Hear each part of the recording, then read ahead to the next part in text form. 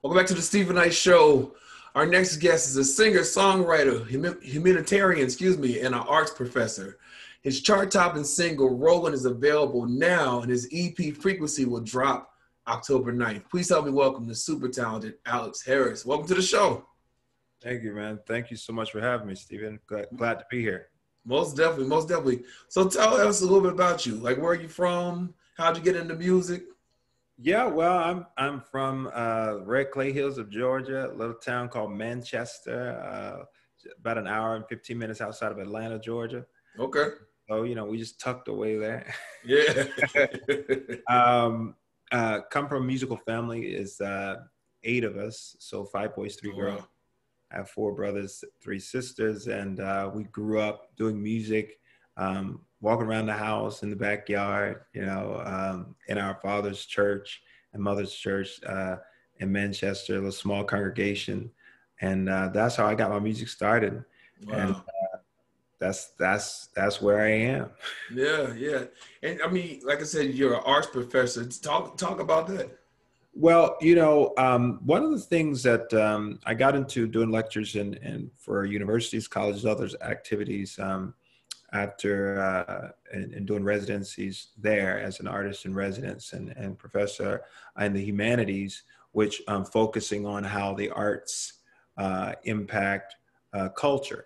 Right. And I'm looking at various genres, looking at also movies, etc.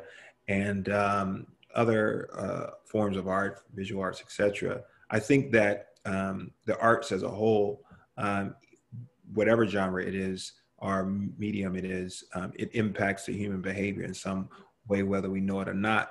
So I wanted to explore that, and it's great talking about it, whether in whatever form, whether I'm lecturing or on some panel or whatever. So it's been really great to do this various places around the world, and which really gave birth to my foundation as well. So most definitely. I love what you said about music. You said, I believe that music is one of the most powerful frequencies of the universe. Therefore, it's frequencies that can evoke various emotions that can lead to inspiring the human spirit to love, hope, or heal.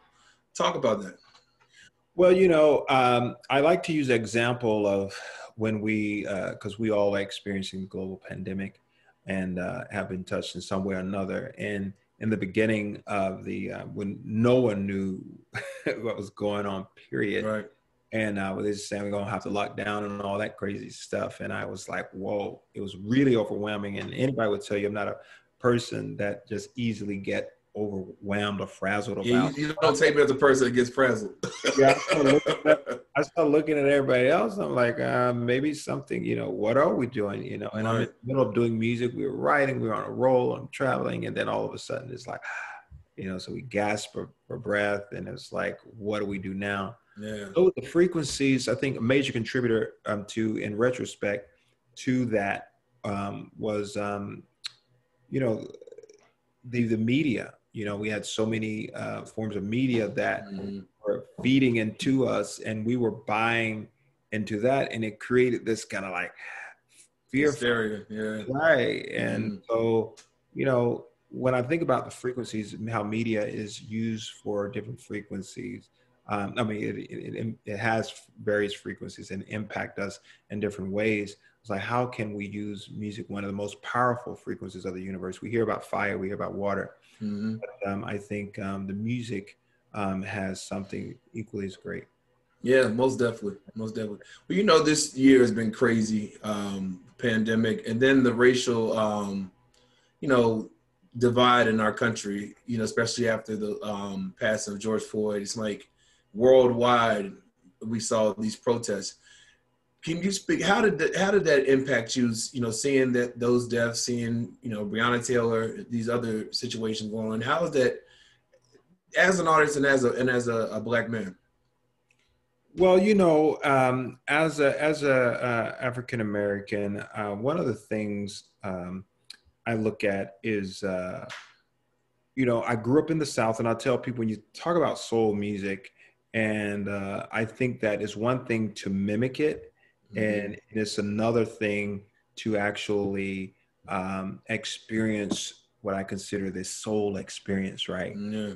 And it is the soul experience that really allows a different kind of interpretation and engagement. And growing up in the South as a Black man, and from a big family and all those contributing factors, Yeah. and then having these events to occur, it really, evokes or awakens something, different than anything else. So it's I'm very moved and by it in such way where uh, I can't.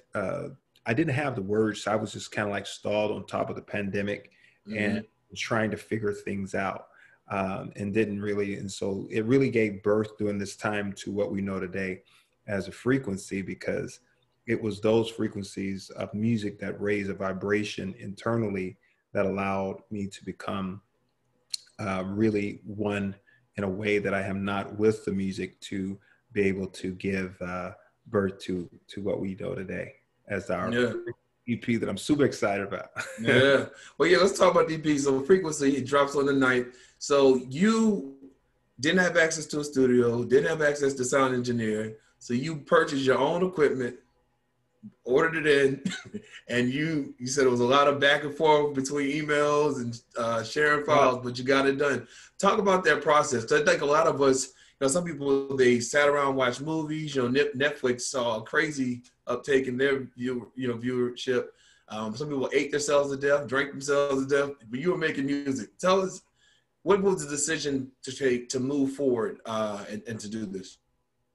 Yeah. So moving forward, I think it was that's the courage that I found. And when we talk about love and hope and healing, I think it was that in my upbringing that allowed me to really connect um, with and find the positivity in that. And so because of that, I was able to really find ways and pull from all of that to give birth to this, and to find that sense of comfort, sense of hope, and healing for myself, which I think that you can feel and hear. I think I'll hope that you can feel it as much as I can in producing with our other producers. Yeah. So do you feel that was your escape during that time? Especially when we were hunkered down in the house. Was that your escape, creating this project? I wouldn't consider necessarily an escape. I would say it was a facing of reality and finding where I can pull something good from it. So it was a facing of, not so much an escape from, because I think in order to really become one and live in with my own truth, I must face the realities of where I am. And instead of escaping, facing the reality, I was able to connect and then produce what we have. Yeah. So when did you know it was done? When did you know, okay, we did the last track, the last mix is done, it's ready? When did you know that? Because we've been recording music for a little bit, and just writing in California, New York, Nashville. I think it was around, towards the end, probably after we wrote, after I wrote, and with a writing buddy of mine, "Falling for You." Okay. And I felt that we had enough pieces for the body of work, Humanity was one of the actually it was After Humanity, I'm sorry. I ended up writing that one, and just after George Floyd and Breonna Taylor, just wanted to say, how can music, Nina Simone talks about how music should reflect the time. Certainly that was a reflection of where we were at the time. So. Oh, wow. That's dope. So when we finish listening to Frequency, what do you want the listener to walk away with? What's the experience you want them to have listening to this music? Yeah, that's a great question. The experience that I want the listener to have is a sense of kind of reconnecting with the soul. I believe what's from the heart and soul reaches the heart and soul. And I want them to be able to reconnect and in some way or another dig deeper with their experience of love, with their experience of hope for themselves, for their family, for their friends, for the community. In anywhere there may have been a disconnect or brokenness or a separation where they find that reconnect. Music has a powerful to do that. It's powerful and can do that. And I've experienced it personally, even doing this project, the process of this recording this album, and also just in other areas of my life throughout, just growing up and experiencing it in the church and on the concerts and then the festivals and wherever I'm performing. I've seen music give people an experience, and I want that same kind of experience that I've experienced personally to people to take away. It's not only a feel good, but I want you to feel good. I want you to get with your significant other, feel good. But also I want you to, the listener to, when they turn the record off, to reflect and feel inspired to whatever that calling is to pursue. As it relates to social justice with humanity and feel some kind of way talked about. Entangled, it's about also really looking at the celebration and reflecting on the celebration of the family.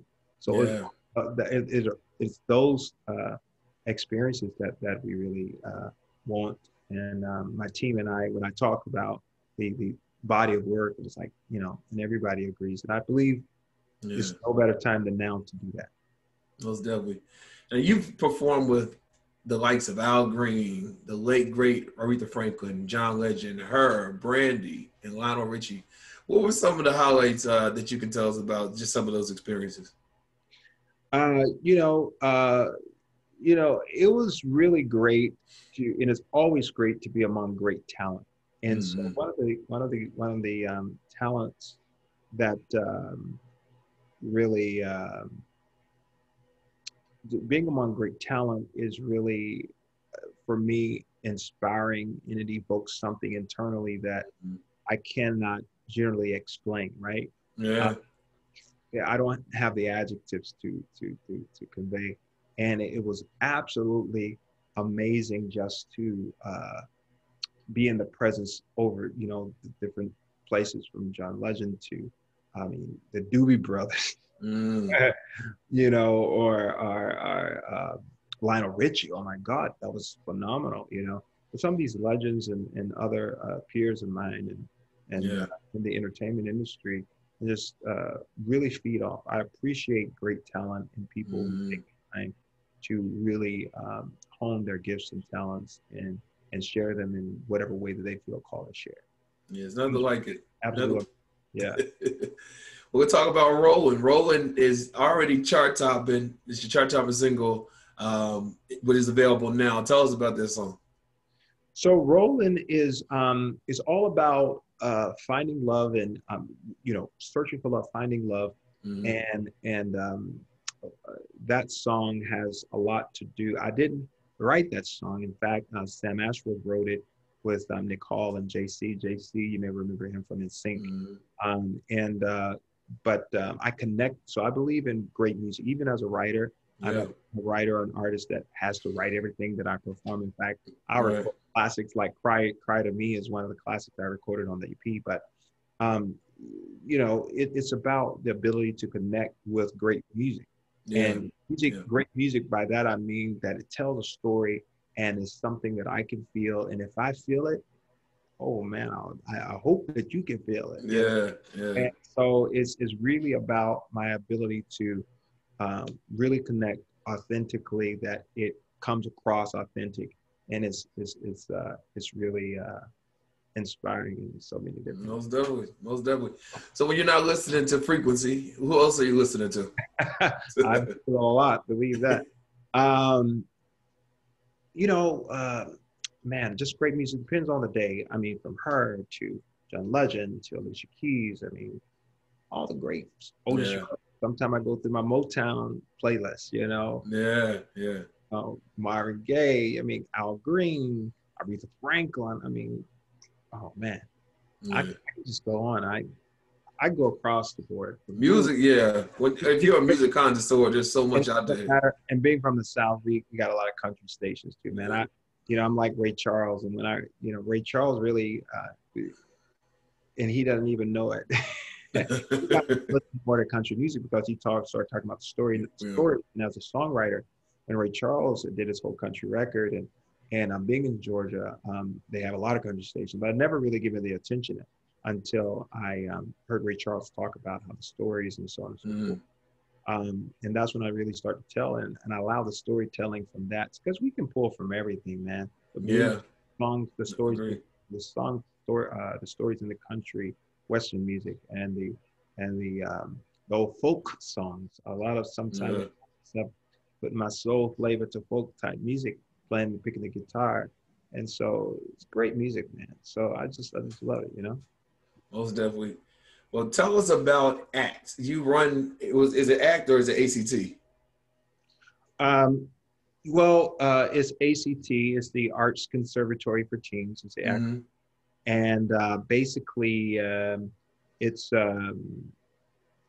really an organization that focuses on helping teens, right, who are in underserved situations, economically,